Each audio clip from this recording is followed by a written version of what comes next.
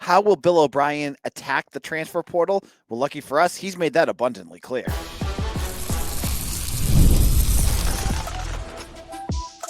You are Locked On Boston College, your daily podcast on the Boston College Eagles.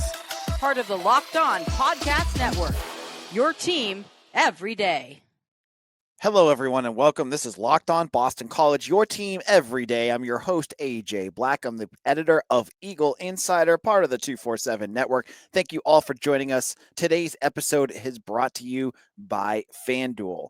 Make every moment more when you start your season with a big return on FanDuel. New customers can place a $5 bet, and you'll get started with $150 in bonus bets if you win your first $5 bet. Visit FanDuel.com to get yourself started. We have a busy day today. We're going to talk about Bill Belichick possibly heading to UNC and what that might mean to Boston College. We're going to have a spin on that. What kind of QB Boston College should address and go for in the transfer portal. I have my thoughts on that. And finally, we'll kick things off by talking about the transfer portal and what Bill O'Brien's philosophy is on that portal. Now, if you've listened to a lot of Bill O'Brien this year, you've heard dribs and drabs about how he views the transfer portal. You've heard him say that he doesn't want to live in the transfer portal. It's kind of similar to what Jeff Hafley said. But then you've also heard him say that he wants to get graduate students and students that are older so that they can help with their team. If you haven't heard it all together or only heard drips and drabs, it can come across almost like what we've heard a lot of fans thinking that he said. So some folks have thought that Bill O'Brien has said he doesn't want to use the transfer portal. On Wednesday's press conference for the National Signing Day, he addressed it specifically. He said that he views the transfer portal as this quote. He said, "Yeah, we'll be involved in the portal. Relative to our level of aggressiveness, it's really all about like the model that we want to use here we want to recruit high school guys. And so like in the NFL, you're going to build the team through the draft. That's what we believed in at New England, the Patriots, and Houston, the Texans. And so we want to build the team through high school recruiting. And then we want to supplement the team through free agency in the NFL." And I think he meant college. "We want to supplement this team through the portal. We're not going to be swapping 30 guys out and 30 guys in. That's not who we are. We're going to develop the guys that we have in our program, build a culture with those guys, and then try to look to see where we have some needs, and we have a need here, but we have a need there. I'm not going to get into what those needs are, but hey, maybe we can use a couple guys here and then help fortify those positions. That's what we'll do here at Boston College, and we'll see if it works. We have a strong belief in it. We're going to make it work, but that's what we're going to do." So what is he saying there? Honestly, it sounds like nothing's changed since Jeff Hafley was here, because that's kind of how Jeff Hafley viewed the transfer portal. Now, to get the details of how the portal might be impacted by BC itself, remember that even if it is students that are just trying to get in, they have to get through admissions too. And I know in years past that's been tricky. So what O'Brien is saying is getting graduate students and older students. What I've heard in the past is those students are easier to get in because the transcripts are usually cleaner. Additionally, I think he wants guys that come in that can be in there too deep. He's not going to bring in players that are going to develop. He has those players already, unless there's someone that's probably, it may happen. Like there's a kid that he recruited or a positional coach recruited that he really likes and he wants to get them in.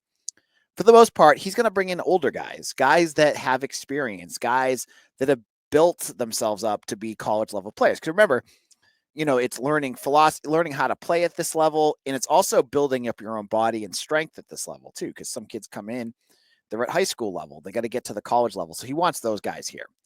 So I think this is going to be a similar type of situation to Jeff Hafley. And there's nothing wrong with that, because I honestly think that Jeff Hafley did a pretty good job, especially that last year, with how he handled the portal. Right now, Boston College, I think, has 5 or 6 guys that have announced to be in the portal since the end of the year. That gives them 5 or 6 spots. Additionally, they could get up to 105 spots on the roster on scholarship. So we'll have to wait to see. I don't know how they're going to view that, but that's going to impact walk-ons as well. That being said, a transfer portal class of like 12 to 13 or 10 to 13 doesn't seem that, or 8 to 13, I think is probably like the sweet spot. I still don't think we're done with players entering the portal. There's still a few more names that I'm sure are still, getting graphics done or whatever they're doing. We'll hear those names soon. That being said, I think this is not going to be one of those situations, where you have Dabo Swinney, who is hell-bent on not having the portal impact his team and does not do anything in the portal. BC's not going to do that, and that's good, honestly. You need the opportunity to bring in guys and players that can be impact day one. You did that this year with Grayson James. You did that with Trayshawn Ward and, some of the defensive backs you brought in. You brought in guys that can immediately impact your team. You're going to need to be able to do that at a school like BC. You cannot do what Dabo did, and he's not going to. That's good. But he's also not going to do what Kirk Cignetti did in Indiana or what Dion did in Colorado, which is blow the whole roster up and just redo it with the portal. That will never work at Boston College. The philosophy of the school, the philosophy of the program, what he has said, he's not going to tell you to go get you're not Gucci bag or whatever Dion said and kick you to the curb. He's not going to do that kind of stuff. They're going to have, a happy medium between Dabo and Dion. That's kind of where BC is at. And that is very much similar. So for all the folks out there worried that Bill O'Brien doesn't want the transfer portal, I don't think that's going to be the case. Now, where are they at right now? I have not heard BC, and I've been monitoring. I've not seen or heard them connected to anybody. And that's interesting. There's a lot of kids that have entered the portal. There's a lot of kids in terms of graduate students that have already entered the portal. You're going to have to wait to see. On the 9th, I think was maybe when we're going to start to hear more, because the 9th is when the undergraduates who enter the portal can actually be free to talk to schools. Now, before that, it's considered tampering. Everyone's doing it, but it's tampering before that. So on Monday is the 9th. That's going to be the first day that players can enter the portal officially. And I think that's when news is going to get a little bit crazier in terms of who's coming. Because right now, all we've heard about is, Jaden McGowan is gone. Khalil Ali is gone. You hear about the players that are leaving, but you haven't heard news about the guys coming. And I think that'll be next week. I think that's when we're going to start to hear, oh, Boston College has connected with this kid.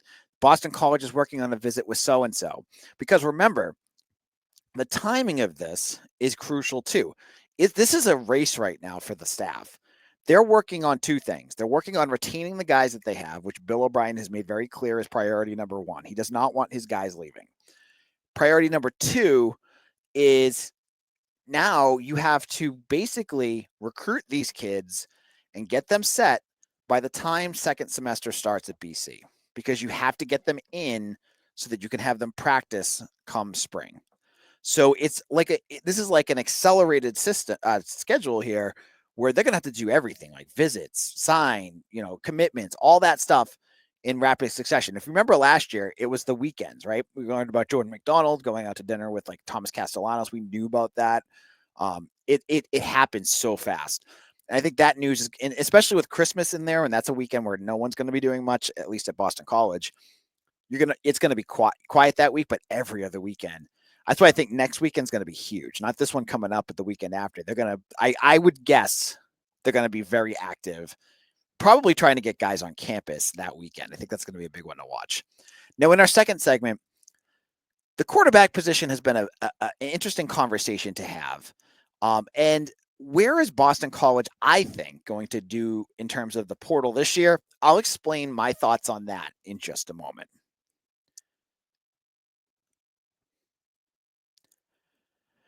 I love a great deal as much as the next guy, but I'm not going to go crawl through a bed of hot coals just to save a few bucks. It has to be easy. No hoops, no BS. So when Mint Mobile said it was easy to get wireless for $15 a month with the purchase of a 3-month plan, I called them on it.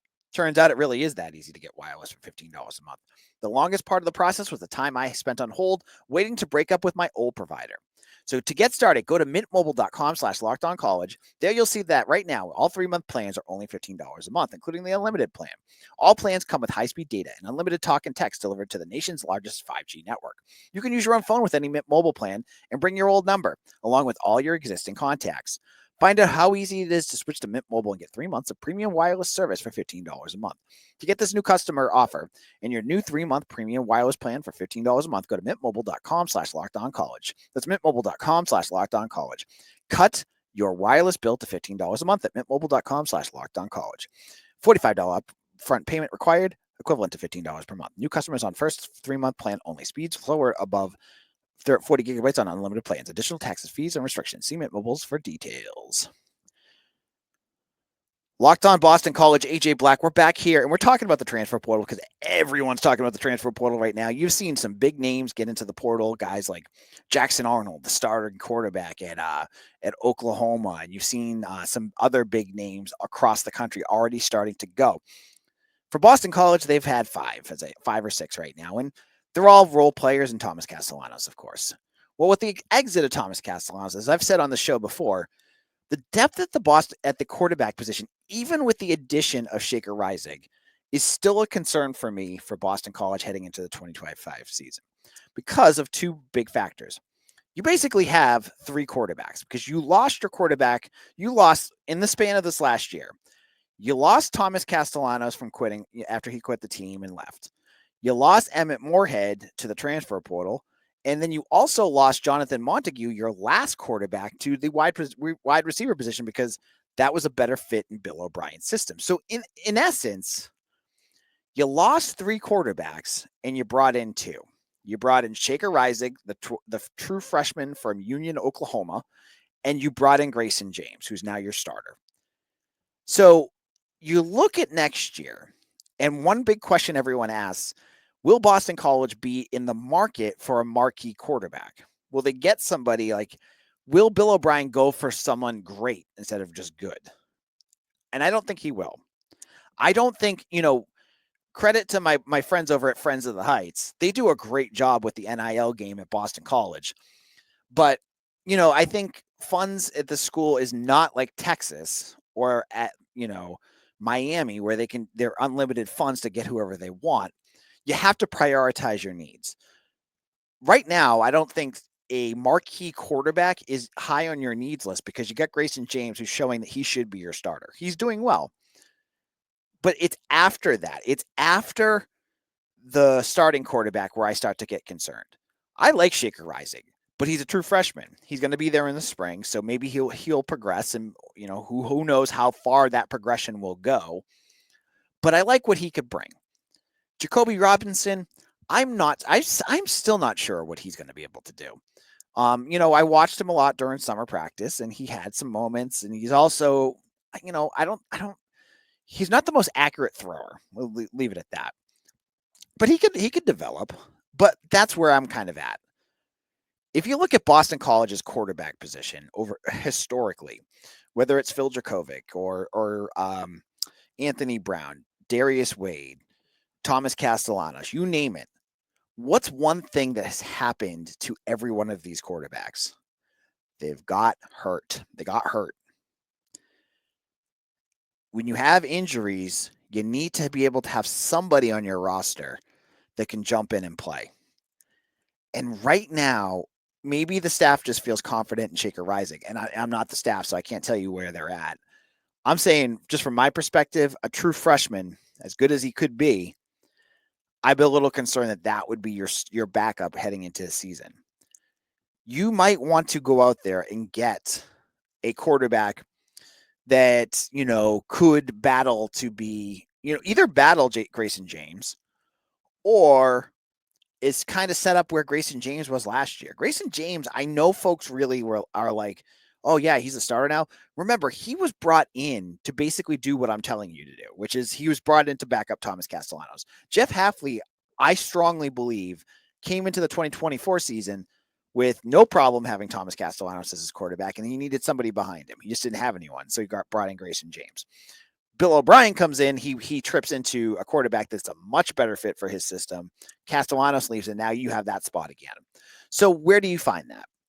It could be a group of 5 schools. Maybe there's a group of 5 quarterback that is, okay, kind of like Grayson James, that you watch film on, and you're saying, ooh, this is a guy that can throw the ball. We can develop him. He can be the backup quarterback. That's one place you could look. It could be someone just buried at a Power 4 school. Maybe there's a guy out there that just does not have a chance to start, and you watch the film, because again, transfer portals is not just stats, it's watching film. And if you trust Bill O'Brien, he's going to be watching to see, oh, can I develop this guy? Is this guy a good fit for our program? Is this guy, what things can we teach him to make him hit this point? Maybe there's a Power 5 guy. Maybe it's a starter at the FCS level.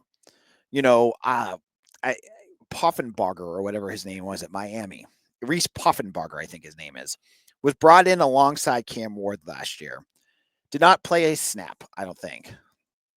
And he's back in the transfer portal. Someone like that. You could bring in someone like that you think that even them jumping a level, they could still improve and be good for you. What I don't see is a Jackson Arnold. I don't see someone even like Marco Davila from Purdue. I saw he entered the portal. I don't think he would come here. Nate Yarnell, the guy that BC just beat on last weekend, he won't be here. You're not going to get a Power 5 quarterback that's looking to start, because a lot of those guys like Yarnell, if he does not get a Power 5 job, he's going to be at a Group of 5 school where he can start. These guys are all looking for starting jobs, and everyone looks and sees that Grayson James is established. They know that these guys aren't stupid. The people around them know, and they're gonna consult them them to figure it out, and they're gonna say, yeah, that's not the place you want to go. So I still believe quarterback is a crucial spot for Boston College in the transfer portal. I don't believe, however, that it's one where they should be putting a lot of their resources, because it's a school that does not have the highest amount of resources. There's positions that they desperately need more: offensive line, defensive end, even potentially linebacker. I would say those first two, they need a lot of help there, because you're going to need that. Spend the money there. If it came down to getting a killer edge rusher or getting a starting at level quarterback, give me an edge rusher every day plus Saturday. Just do that. That's what Boston College needs. But as I said, with those roster spots, as they continue to open up and that they have those spots, one of them has to be a quarterback. It just has to, because the numbers game, your Jonathan DiBiaso's quarterback room is kind of light right now, and they need to get it a little bit more flushed out. So that'll be something to watch for, I think, in the next month or so. So just as a quick reminder as well, I saw someone who I really respect ask a question, and I was like, oh, maybe people don't really understand how the portal actually works. It's open from December 29th to December 28th. And what I mean by it's open is that that's the only times non-graduate students can enter the portal. Graduate students can enter the portal whenever they want. Kids that don't have their degree, that's the window that they can enter. They have to wait until after spring practice again to do it again. I don't have the dates right in front of me, but that's how it works. There's two windows. That's the only thing that happens during that time, is entering the portal. Once you're in the portal, you can sign at any time after that. Usually the paperwork is right around when the kids enter on campus. That is when things happen, but that can happen December 10th. It can happen in January. I think BC wants it done before kids get to classes start. So it's that window for BC. Classes start. That's usually when transfers stop. And then you have situations like Cameron Martinez last year, where he didn't hit that time and then waited until the summer to get to BC. So that's just a quick note. December 9th to 28th, that's the portal. That's when kids that are not graduate students enter the portal. Graduate students, that's any player that has their degree. They can enter any other time that they want to. The portal doesn't really even, the portal guidelines don't even impact them. Now, in our final segment, the craziest coaching news came out yesterday. I thought it was a rumor. We're on day 2. It sounds like there's a lot of legs behind it. We'll get into what that means in just a moment. Get ready to tackle the NFL action with FanDuel, America's #1 sportsbook, because right now new customers can bet $5 and get $150 in bonus bets if you win. The FanDuel Sportsbook app gives you everything you need to place live bets on the NFL all in one place. So when you get a hunch in the middle of the game, you can check out the latest stats, view live play-by-play, and so much more on the same place where you place your bets. Maybe last night when you were watching the Green Bay and Lions game, you're thinking to yourself, Jahmyr Gibbs, he's got Jeff Hafley's number. He's going to score a touchdown. You put an anytime wager on that. And then maybe you're thinking, Green Bay's going to keep this close. I'm going to take Green Bay in numbers. You put yourself a little parlay. Maybe you win. You get it right there. And so easy to use. Anyone can do it. So that's why you'll get yourself started with $150 in bonus bets if you win your first $5 bet. That's FanDuel.com. Never waste a hunch and make every moment more with FanDuel, the official sportsbook partner of the NFL. This is Locked On Boston College, AJ Black, and we're wrapping things up. But before we do, I want to tell you about Locked On Celtics with John Corrales. If you want some good hot basketball talk as football's over, check out Locked On Celtics. It's the best Celtics podcast out there, bar none. And I'm not just saying that because I'm a Locked On guy. Go check out Locked On Celtics on YouTube or wherever you get your podcasts. Now, on Thursday, I was just scrolling around Twitter, and I saw someone post, I think it was Grant Hughes of 247, where I work, say that Bill Belichick, former New England Patriots head coach and buddy of Bill O'Brien, had interviewed for the North Carolina Tar Heels job. And I was stunned at first. I was like, what? This is a guy that's been rumored to be, the next coach of the Jets, the Jaguars, the Cowboys, all these NFL teams. One of them was going to take a chance on him. But what, this 70-plus-year-old, I think he's 74, 75. Why the heck would he get into college football? Something that guys like Tem Lokaboo, Jeff Hafley, Bronco Mendenhall, like all these young guys either need breaks or need to stop doing it because it's such an exhausting grind compared to the NFL where they're like, even Hafley says like, this is like a better job for me. Why would Bill Belichick go back and do this? And so I thought it was just a publicity stunt. And a publicity stunt in terms of like using leverage to get more money out of an NFL team, showing interest, whatever the leverage is. I thought that was the case. On Friday, more news broke that Bill Belichick is actually really interested in this. And that he has I saw someone tweet that he has an agreement in waiting that if he takes this job, his son Steven would get the head coaching job after he retires, that would be a guarantee, that he would bring Ben McDaniels, who I think is the Broncos passing coordinator. You'd have all this in place. So I'm like, okay, maybe there is legs to this. It doesn't make sense to me. Why would the North Carolina Tar Heels, of all places, would Bill Belichick want to take this job? But I was thinking to myself, too, if this happens, if this crazy like pairing actually works, I always go to my brain. Like, how's this going to impact Boston College? And one connection, there's actually two connections I was wondering about. One, if Bill Belichick actually wants to recruit New England for UNC, BC's in trouble because everybody up here obviously knows about Bill Belichick. So that could be an impact. Whether he does that or not, I'm not sure. But to me, the biggest piece with this is a key BC staffer that may end up in North Carolina if he goes there. So look at the BC staff, and there's one staffer that is there that I think was only there because, and that would be Burge Nigerian. Burge is like Bill's right-hand man, Bill O'Brien and Bill Belichick. He was Bill Belichick's right-hand man forever with the Patriots. Like, if anything that you know about that team, Burge was always there. So if Belichick takes this job, I have to wonder if Nigerian ends up with UNC too. And what that means for BC, I don't know.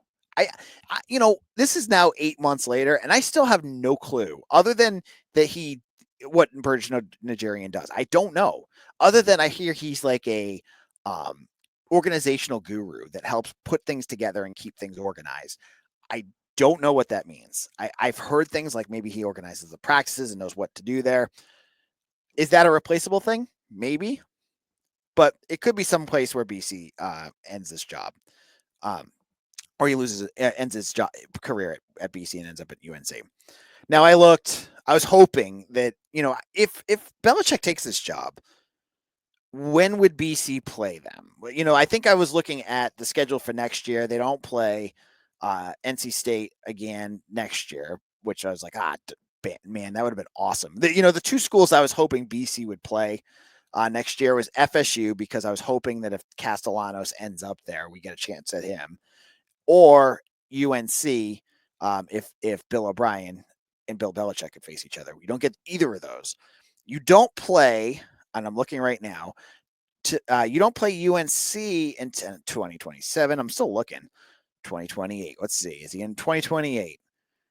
Yes. You don't play them until 2028 when you go to Chapel Hill. So I would never. I mean, 4 years down the road, will Bill Belichick still be there? Who knows? I don't even know if this is actually still a real thing. It's interesting. That's what I can say, and it would impact BC, because if there's anything, I love stories, and a Bill O'Brien, Bill Belichick battle between BC and UNC would be a lot of fun. That's all I'm thinking. Well, thank you all for listening. We'll be back again on Monday with more portal news. We'll talk about the Wake Forest game for basketball. Hopefully that one goes a little bit better than everything else this week and everything else that happened here. So check out Locked On BC on YouTube, wherever you get your podcasts. Follow me on Twitter at AJBlack247 and come over to Eagle Insider. I hope to see you all there. And thank you for making Locked On Boston College your first listen every day. This is Locked On Boston College, your team every day.